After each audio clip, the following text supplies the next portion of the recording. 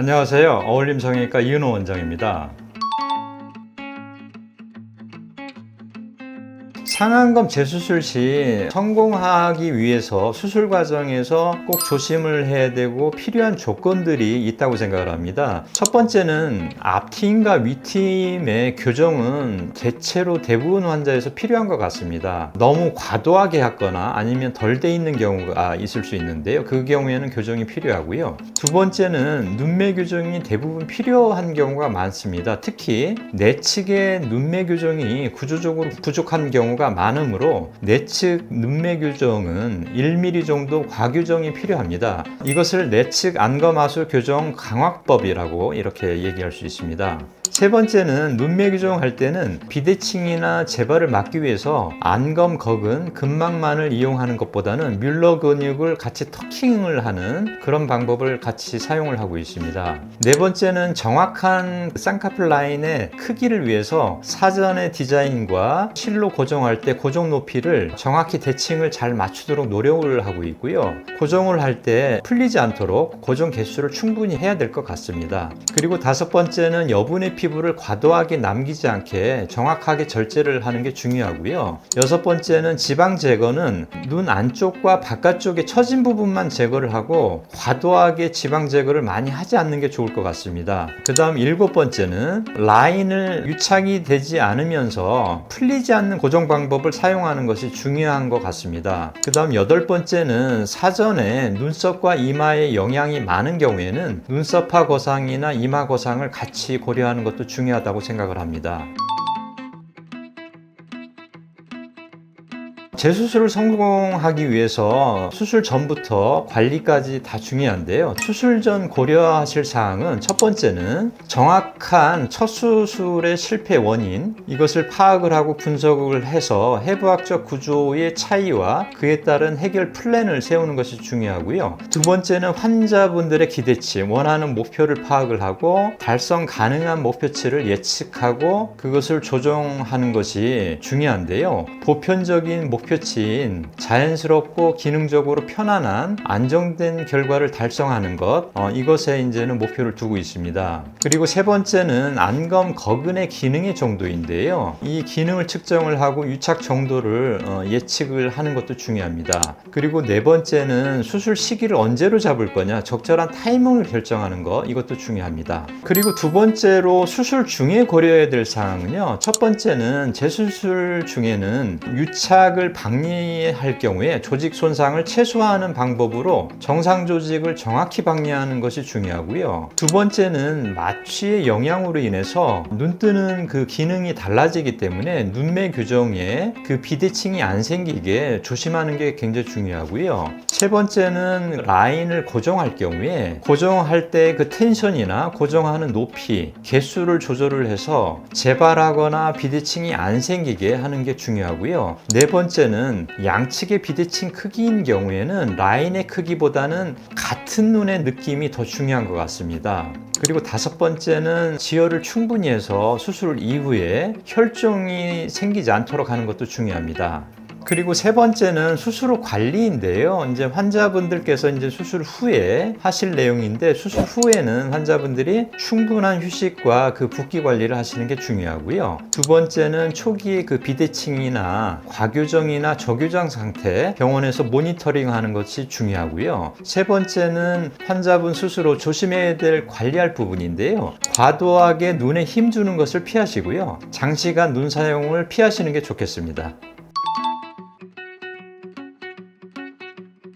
첫 번째는 원칙적으로 눈 뜨는 힘이 약한 경우에 필요한 수술이고요. 두 번째는 재수술 경우에 대부분 양측에 약간의 그 비대칭이 존재하는 경우가 많고요. 세 번째는 이전 수술 후 어느 정도 시간이 지나게 되므로 안검 거근의 기능이 떨어진 경우가 많습니다. 그리고 네 번째는 쌍꺼풀을 이전보다 크게 원하는 경우에 라인이 커지면 눈 뜨는 게 무거워지므로 이때 눈매 교정을 시행해야 됩니다. 그리고 다섯 번째는 눈 뜨는 거근 기능이 정상이 아니더라도 더 부드러운 인상이나 또렷한 눈매를 위해서 시행하는 경우들도 생길 수 있고요. 그리고 6번째는 재수술 후에 생기는 흉터도 눈매 규정이 잘 된 그런 쌍꺼풀 라인에서 흉도 적게 나타납니다.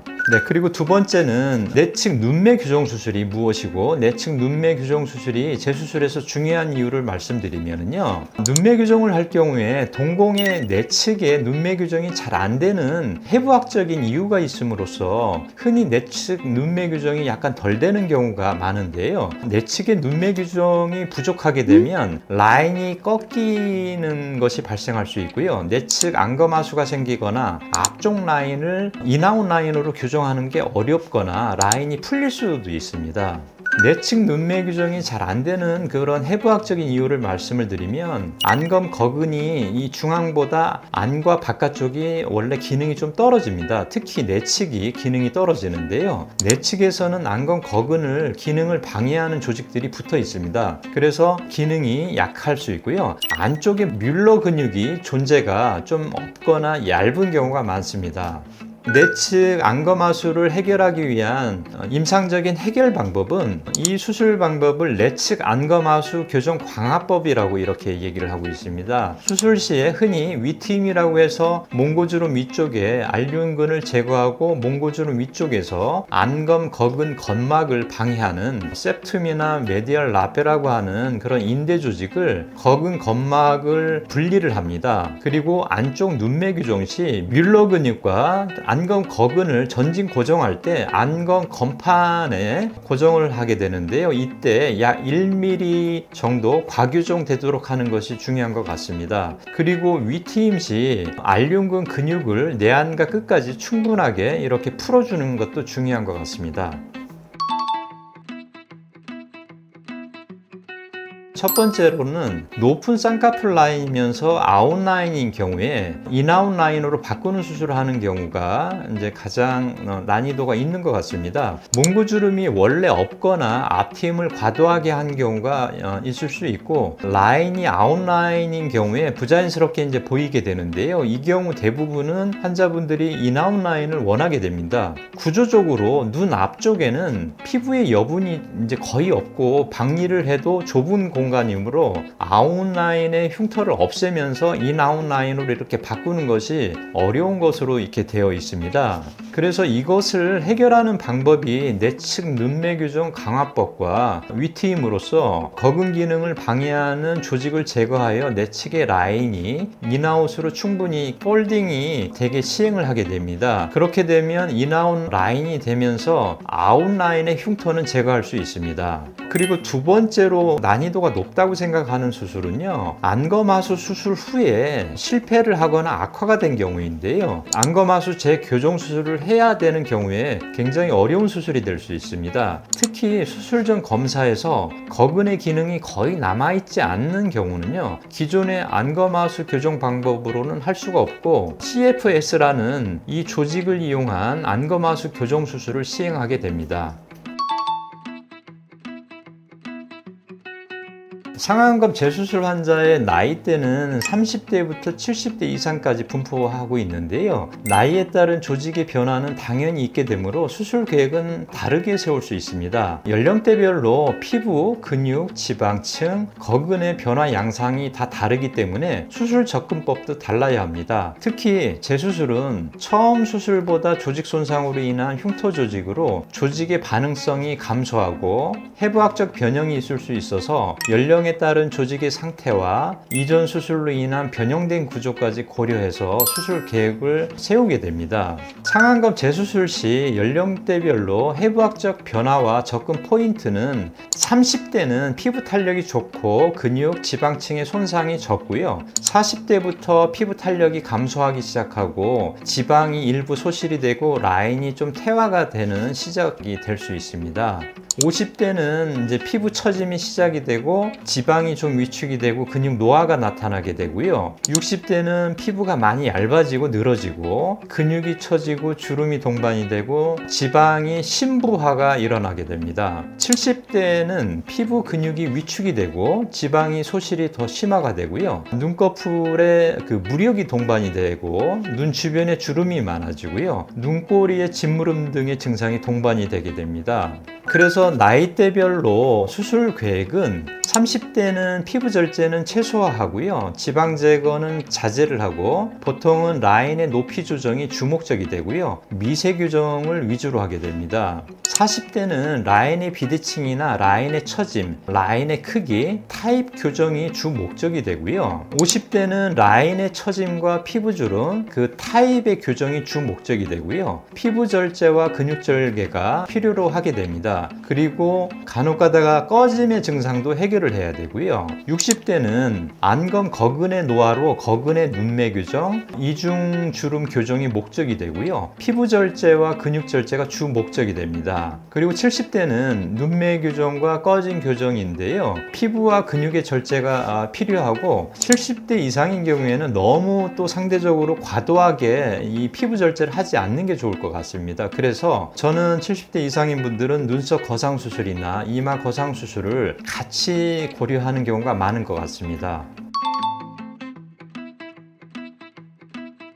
남성의 상안검 재수술은 여성과 해부학적, 심미적, 미용적 기준이 다르기 때문에 접근법 자체가 달라야 만족도가 높고 부작용을 줄일 수 있습니다. 재수술의 원인은 졸린 눈, 비대칭, 처진 눈, 크기가 부자연스러운 눈 등이 있을 수 있는데요. 눈매 교정과 비대칭 교정, 처진 눈 해결은 여성과 같이 재수술의 그 목표가 될 수 있고요. 남성은 여성과 다른 미적인 기준은 큰 라인은 부자연스럽게 느끼기 때문에 작은 라인을 원하는 경우가 많고요. 그래서 처진 것은 해결은 하되 라인은 크지 않게 원하는 경우가 많습니다. 남성의 재수술의 원인으로서는 첫 번째는 라인이 너무 높거나 인공적인 느낌으로 자연스럽지 않아서 그렇고요. 두 번째는 눈 뜨는 것이 무겁고 불편하고 눈 피로를 자주 느끼고 이마 근육 사용 증가로 이마 피로감도 느끼는 경우이고요. 세 번째는 라인의 비대칭이 있어서 양쪽 눈의 느낌이 다른 경우이고요. 네 번째는 흉터가 보이는 경우가 재수술의 원인이 됩니다.